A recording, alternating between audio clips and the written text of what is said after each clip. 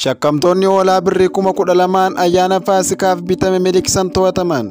Shakkamtoonni hoolaa birrii 12,000 ayyaana Faasikaaf bitame miliqsanii birrii 5,000 itti gurguruuf walii galaa turan to'atamani.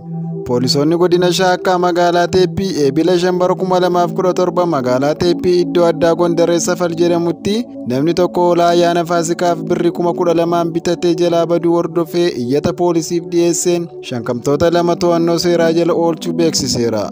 Poolisiin magaalaa Teeppii seeruu hawaasarraa isa ga'een namoonni hoolaa kana miliqsan osoo birrii 5,000 itti gurguruuf walii galaa jiranii to'annoo seeraa jala ooluu ibseera.